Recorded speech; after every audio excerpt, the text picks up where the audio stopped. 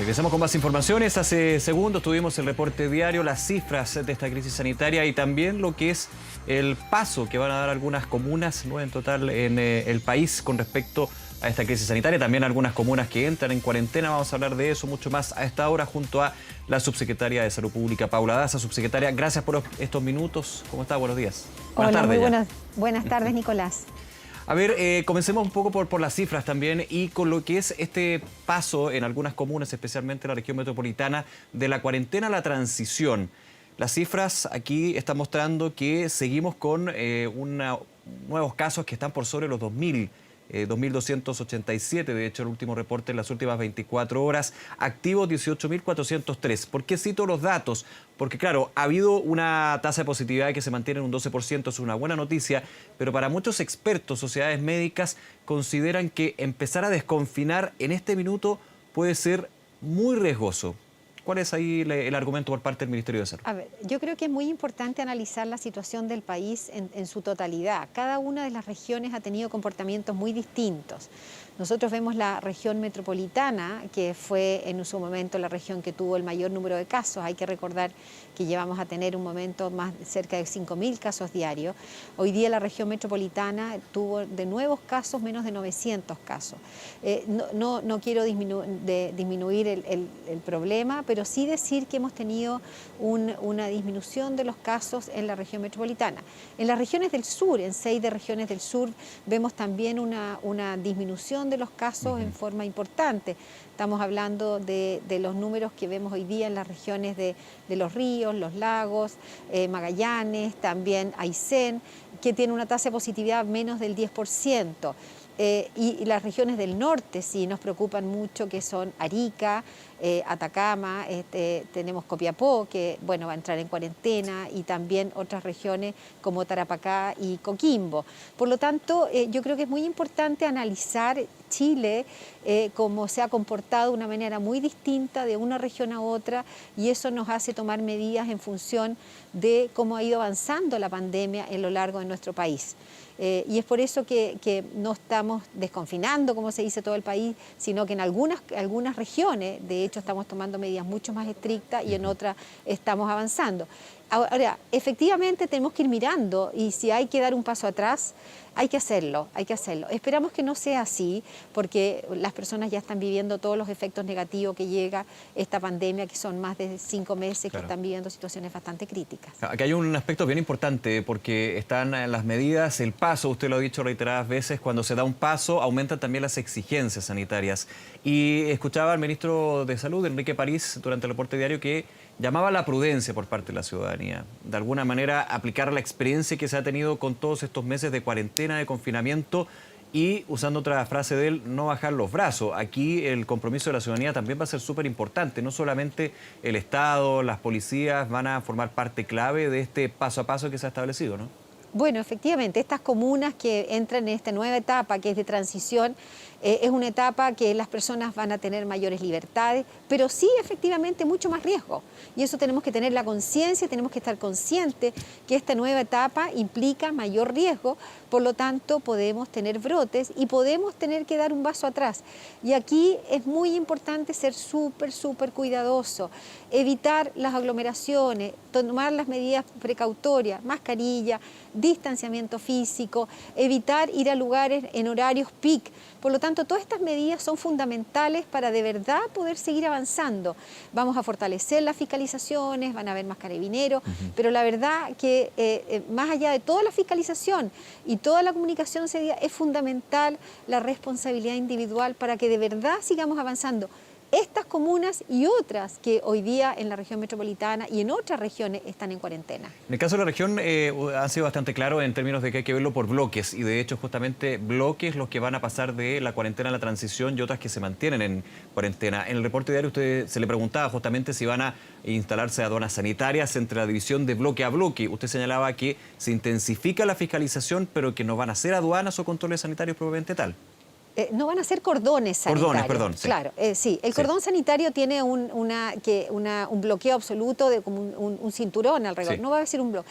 Pero sí van a haber puntos de fiscalizaciones mucho más estrictos para evitar este traspaso de personas que están en una comuna en cuarentena a una comuna que está en etapa de transición. De ahí, en esta fiscalización se va, por ejemplo, fiscalizar, valga la redundancia, el lugar de residencia de la persona, porque claro, aquí ya entramos a otro nivel de fiscalización a lo que hemos estado acostumbrados aquí en la región metropolitana. No es si tiene el permiso único o no, porque si entra a la comuna de Las Condes, por ejemplo, no se va a pedir el permiso único colectivo o el permiso temporal. Eso durante la semana, recordando que el fin de semana vamos a estar en cuarentena en esa comuna, pero sí se va a pedir en dónde reside, de qué comuna reside la persona. Sí, las personas que están en cuarentena, porque aquí está diciendo personas que están en cuarentena para que se traslade a una comuna en transición, van a tener que tener un permiso personal, por lo tanto no se va a poder, o un permiso de su trabajo, porque las personas no pueden trasladarse a esa otra comuna. Por lo tanto, las personas que están en las comunas de cuarentena sí tienen que pedir permiso para poder ir a una comuna que está en transición. Y efectivamente esos permisos son individuales y también son los permisos colectivos para las empresas esenciales. Subsecretaria, el tema de la trazabilidad. Durante la semana ha habido harta confusión y duda con respecto a eso desde los datos que se entregan de trazabilidad por parte del gobierno, y no estoy hablando de cualquier persona, sino el colegio médico, centros académicos, con respecto a que de alguna manera los números de trazabilidad no están tan buenos como se ha establecido desde la autoridad sanitaria para, por ejemplo, ir en este paso a paso. Usted, si no me equivoco, señalaba de que no existen datos de trazabilidad 100% rigurosos, no es que no sean rigurosos, sino que no 100% para entregarlos a nivel público. ¿Cómo se explica un poquito eso? No, lo que nosotros estamos entregando públicamente son los datos de trazabilidad de este plan de testeo, trazabilidad y aislamiento. Yeah. Hay que entender que esto es un grupo de datos, no es solamente un dato. Y hoy día estamos publicando en el informe epidemiológico uno de los puntos, que es el porcentaje de casos investigados por parte del Ministerio de Salud en menos de 48 horas, y otros que es también de la estrategia, que es muy importante, el porcentaje de casos que vienen de contactos estrechos. Y ahí nosotros estamos entregando esos datos a nivel regional, de Arica a Magallanes, y en ambos parámetros. Vamos a seguir aumentando este número de indicadores, porque esto es un conjunto de indicadores para así efectivamente fortalecer la información y la estrategia de testeo, trazabilidad y aislamiento. Hoy día en este testeo estamos haciendo cerca de 20.000 exámenes diarios, y es fundamental seguir aumentando el testeo y seguir testeando para poder hacer una buena trazabilidad, y ya tenemos la plataforma de EpiVigila que va a permitir a la atención primaria de los seremis de salud tener información en línea en forma permanente para poder ir a tomar esas medidas en forma oportuna. Por lo tanto, sí estamos fortaleciendo la estrategia y esperamos en el corto plazo ya tener mucho más indicadores, más certeros, para efectivamente evitar brotes en los lugares donde estamos, principalmente tomando medidas más de desconfinamiento.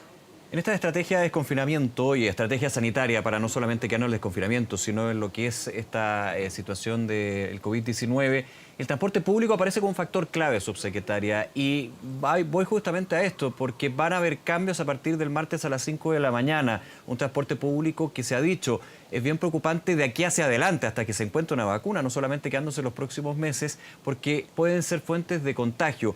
Durante la semana, justamente con ustedes, el subsecretario de Transporte daba cuenta de este plan de movilidad nacional, justamente para poder ir aumentando la oferta de metro, red, entre otros, también reordenar el espacio público. Pero de aquí a partir del martes, ¿cómo se está viendo lo que sucede con el transporte público, red en Santiago, y también con el metro? Porque claramente podría haber una mayor demanda por el desconfinamiento de estas comunas en la región. Sí, efectivamente, una de las situaciones complejas es cuando las personas ya empiezan a salir más a la calle. Son estos puntos críticos que pueden producirse aglomeraciones, ¿cierto? En los terminales, en el metro, también en el transporte. Y ahí la ministra de Transporte, que ha trabajado fuertemente esto, tiene un plan para que a partir del día martes haya una mayor red, ¿cierto?, de poder tener la disponibilidad, cosa que las personas no se aglomeren en los terminales de buses, en las terminales terminales de micro, en el metro.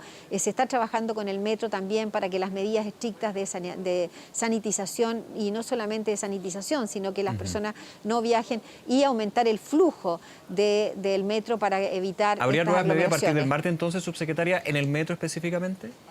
Hay medidas, yo prefiero que esa pregunta se la haga directamente a la ministra de Transporte. Yo he visto el plan, pero sí hay medidas muy estrictas para poder aumentar la oferta de la locomoción en las personas, principalmente en estas comunas donde van a estar en la etapa de transición. Subsecretaria Daza, agradeciéndole estos minutos, por supuesto, con TVN, Canal 24 Horas y todas nuestras plataformas. Quiero llevarla al tema del plebiscito, que está ahí bien presente. Usted, de hecho, señalaba que estuvo en esta reunión de la mesa intersectorial con el Servicio Electoral. Ayer ya se definió una de las tantas cosas que están ahí pendientes para el plebiscito del 25 de octubre, totalmente permeada por esta crisis sanitaria. Va a ser en un día, se podría extender el horario de votación.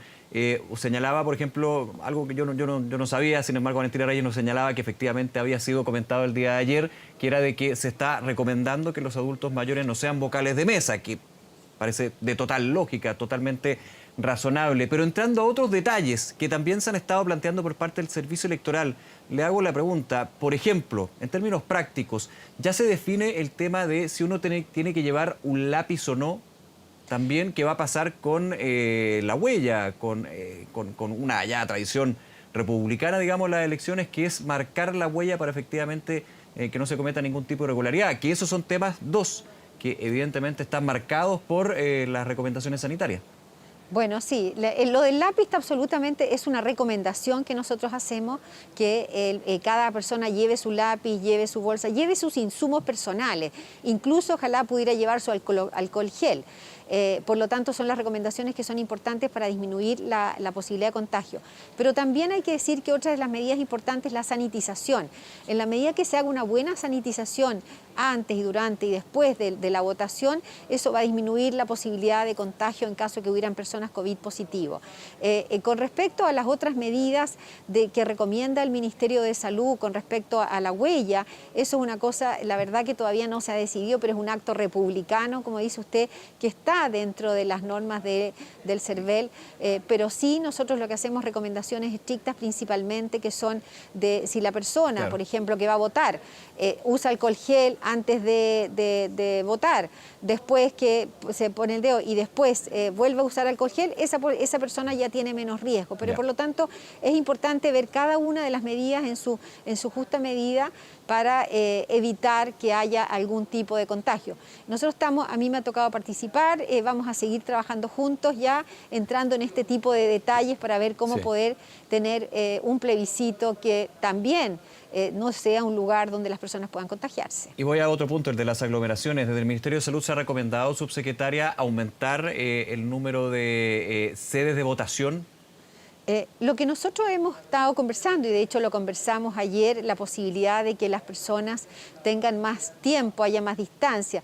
Claro, lo que pasa es que generalmente, si vemos los tiempos por tradición de las elecciones, generalmente se concentran en una parte de la mañana y también en una parte de la tarde. Entonces, si uno extiende, pensaría yo en la lógica, con todo respeto lo digo, si extiende el tiempo del día para poder votar, finalmente igualmente se concentran en horarios fijos ya. Bueno, no, por supuesto, y hay un tema, no solamente el tiempo, el horario y las aglomeraciones, sino que también el cuidado de los adultos mayores. Aquí tenemos que ver todas las posibilidades. El tener más centros de votación implica tener más vocales. Probablemente hay un grupo importante de personas que no pueden ser vocales porque son adultos mayores. Por lo tanto, hay una serie de medidas y decisiones que tenemos que ir mirando en esta mesa para poder optimizar la votación y también evitar las aglomeraciones. Y eso es una cosa que se discutió ayer, que probablemente si las personas van a tener un aforo dentro del lugar de votación, es decir, que en un lugar no pueden entrar más un número de personas, las personas van a tener que hacer filas afuera, en la calle, que tiene menos riesgo, pero el número de personas que puede juntarse es mucho mayor. Por lo tanto, no es fácil, es complejo, pero estamos trabajando para tomar todas esas medidas que tenemos que pensar que pueden ser un factor de riesgo. Sí, cerrando ese tema del plebiscito, subsecretaria, El tema de los recursos también va a ser clave. Ya se está evaluando desde el Ministerio de Salud destinar parte de los fondos, de los recursos que están pensados para abordar las distintas medidas sanitarias también a esto. Estoy pensando en instalar micas, plástico, en la toma de temperatura, termómetro, lo que ya conocemos, que es bastante conocido, se ha ido adaptando en distintos sectores. Van a haber recursos pensados desde el Fondo COVID-19, podríamos decir, para eso.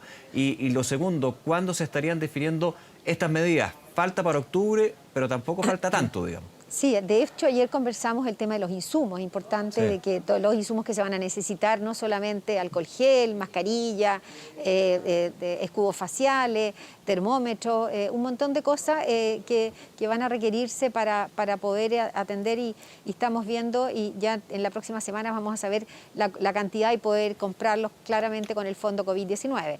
Eso son muchos insumos, es un número importante de cosas que vamos a necesitar para la votación.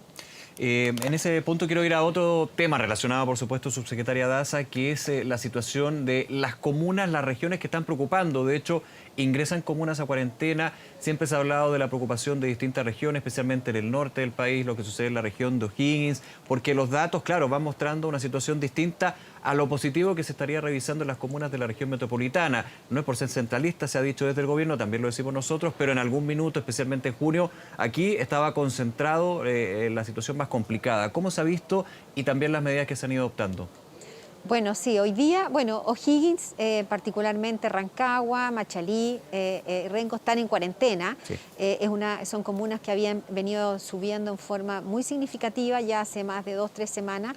Afortunadamente, las últimas semanas hemos visto una bastante estabilización en el número de casos en O'Higgins, sin embargo, todavía está en cuarentena. Y lo otro bueno de O'Higgins es que ha aumentado mucho su testeo.